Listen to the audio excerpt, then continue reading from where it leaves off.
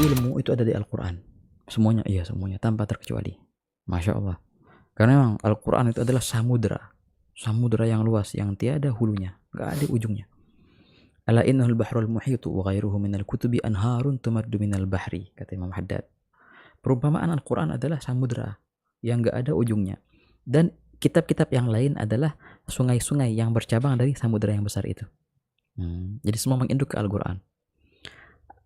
Ilmu yang kita bisa petik dari Al-Quran sangat banyak dan banyak. Itu hanya saja orang-orang yang Allah Ta'ala kasih khususiyah bagi mereka yang bisa memetik ilmu dari Al-Quran. Gitu. Nah, dari segi Al-Qurannya sendiri itu ada beberapa ilmu yang berkaitan langsung dengan Al-Qurannya. Yang kita tahu seperti tafsir contohnya. Tafsir itu adalah kombinasi dari sekian puluh ilmu. Wahakala.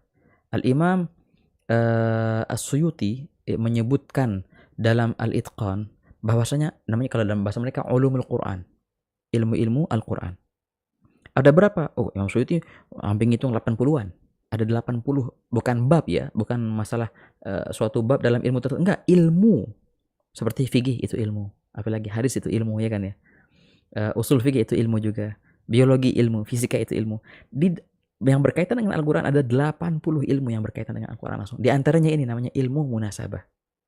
Nah, salah satu cabang dari 80 itu ilmu munasabah. Imam Suyuti menyebutkan 80. Kalau yang lainnya sebelumnya Imam Zarkashi dalam Al-Burhan beliau menyebutkan cuma 47. Tapi Imam Suyuti menyebutkan 80 ilmu yang ada di Al-Quran itu. Nah, di antaranya ilmu munasabat. Dalam ilmu munasabah ini banyak kok yang sudah ditulis oleh ulama-ulama kita Bang Yuda. Di antara yang paling ma'ruf tenar dalam perihal munasabah ini daripada ulama al-mutaqaddimin An-Naisaburi. Beliau yang menulis, bahkan bisa dinobatkan beliau adalah orang yang pertama yang menulis dalam perihal ilmu munasabat. Dan juga di antaranya Imam Al-Bagha'i yang paling ma'ruf juga dalam kitabnya namanya Nazmud Duror fi Tanasubil Ayi was Suwar gitu. Nazmud Duror. Imam Suyuti juga punya karangan dalam ilmu munasabat namanya Tanasuqis Suwar. Wahakata Tanasuq As-Suwar. Wahakata. Dari ulama mutaakhirin banyak juga. Sidi Abdullah bin Siddiq Al-Ghumari punya karangan dalam ilmu munasabat. Wahakata. Syekh Nurdin Etir juga punya karangan dalam ilmu munasabat. Wa ghairuh. Dan ini ilmu yang seperti ini sebenarnya banyak sih. Banyak yang sudah diletakkan di dalam kitab-kitab tafsir.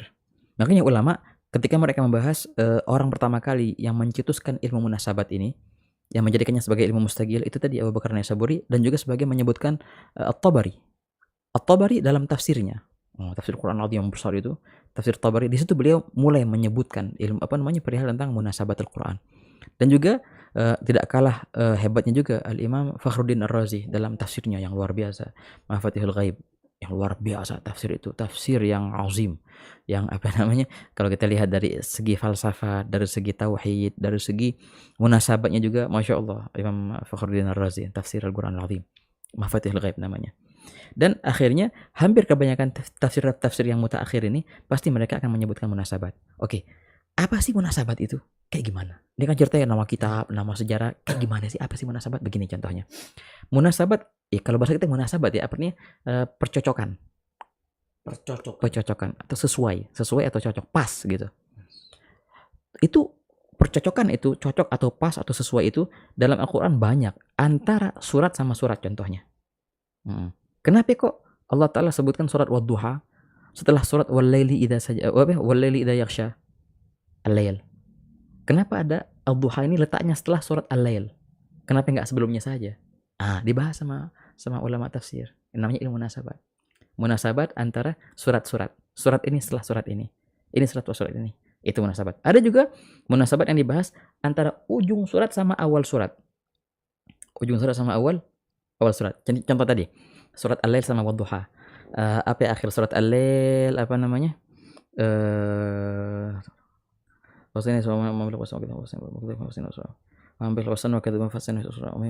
Inna alinal huda wa inna lana lal akhirata wal ula fa anzurtum naran talalla yasrashikrat wa sayyib al alladhi utmazaka illa ibtigha wajhi rabbil ala wala sawfa yarda. Nah, illa ibtigha wajhi rabbil ala wala sawfa yarda. Kata ulama tafsir ini ayat membahas tentang Sayyidina Abu Bakar Siddiq.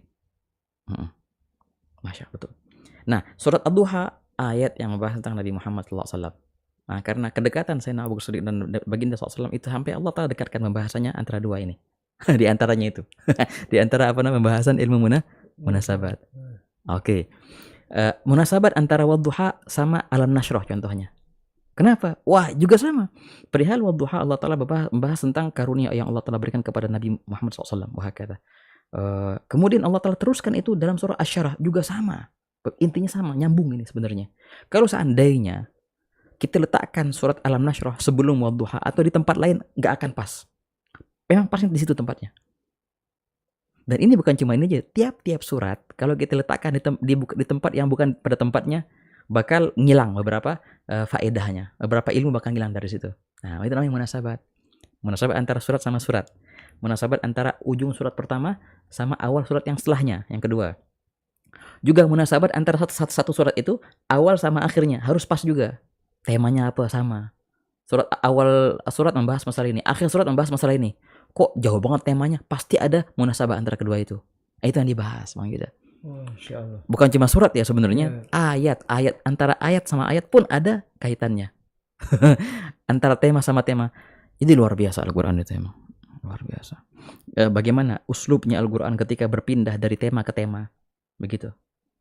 Tema coba kita lihat di surah Al-Baqarah. Allah Ta'ala membahas masalah al-mu'minin. Alif lam mim dzalik itu. Wadal muttaqin, masalah orang bertakwa. Kemudian Allah Ta'ala membahas masalah orang kafir. Innal ladzina kafaru minal kitabi wal musyrikin ila akhirih. Kemudian Allah membahas masalah orang munafik. Pola perpindahan antara ini ke sini dan ke sini itu sangat luar biasa. Bener, halus banget cara perpindahannya. Itu kalau di editing di film namanya bridge web, jembatannya. Wih sih, ajib. Ya, jembatan perpindahan gambar itu halus gitu, Be. Ajib. Iya, jadi begitu, Be. Bedanya di situ, Be. Jadi yang nonton tuh nggak kaget ya. Cetek gitu, Be. Iya. Kadang pakai audio, keren. kadang pakai gambar. Keren. Tapi ini kan Al-Qur'an, Be. Wah, bener. Mungkin orang kalau paham Al-Qur'an, walaupun dia paham bahasa Arab ya, kalau dia baca Al-Qur'an dan dia tahu artinya, walaupun arti yang zahirnya, dia nggak bakal puas dengan membaca Al-Qur'an selembar dua lembar. Asyik banget. Makin banyak. Baru tahu, Beb, ini, Beb. Antara surat dan surat ini ternyata sambung menyambung. Luar biasa. Nggak salah sampai. Mungkin apa namanya, penonton dan pendengar setia Radio Al-Musawa juga mungkin baru tahu ini, Beb. Masya Allah. Begitu, ya. Ini kalau dibahas juga nggak kelar-kelar, Beb, seminggu, Beb. Nah, emang ada ilmu khusus kan? Ilmu khusus nih, munasabatul ayat. Munasabat itu ada beberapa bagiannya juga. Lupa tadi yang sebutin. Ada munasabat antara awal sama akhir ayat, bukan surat. Satu ayat begini. Di ujungnya wallahu ghafurur rahim, kadang-kadang kan. Wallahu hakimun alim. Itu harus pas dengan tema awal ayatnya. Kalau awal ayat masalah azab contohnya. Di akhir disebutkan masalah sifat Allah Ta'ala yang enggak ada hubungan dengan azab itu. Itu enggak pas. Makanya tiap-tiap akhir bukan cuma tiap-tiap surat. Bahkan tiap-tiap ayat, bahkan kalimat-kalimat dalam satu ayat itu nyambung semua. Jadi luar biasa Bang Yuda.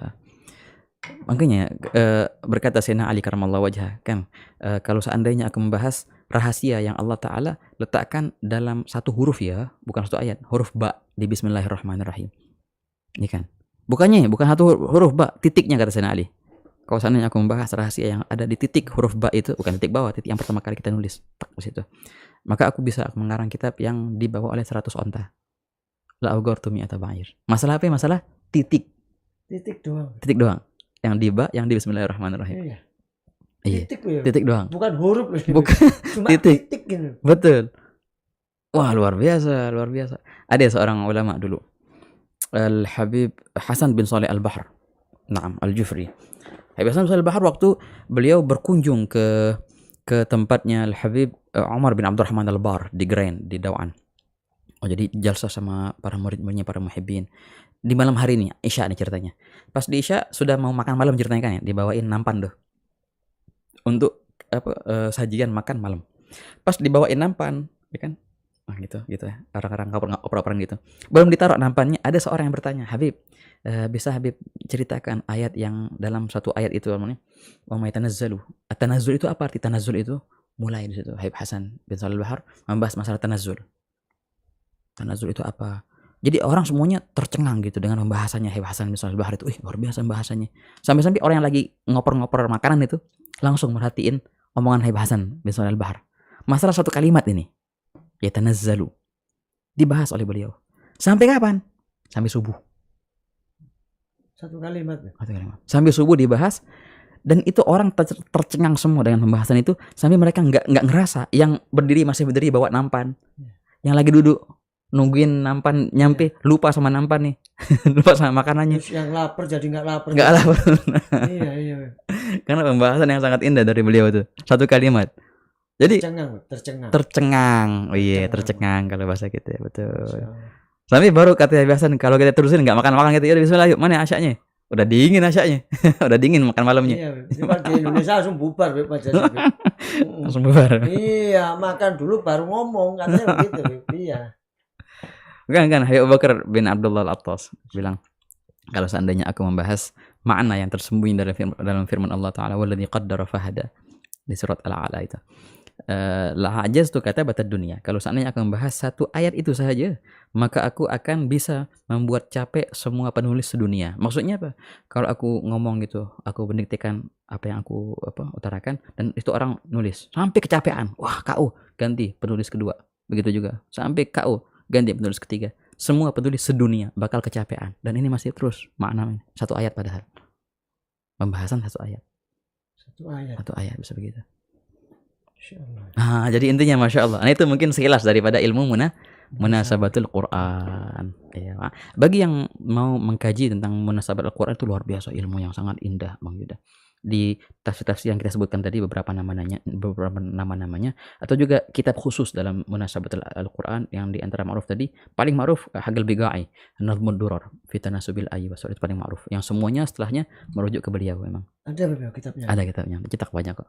Muasalah nggak pengen ngadain kajian munasabah itu. Iya, insya Allah. Kajian tafsir ya, diseling-selingi biasanya. Iya.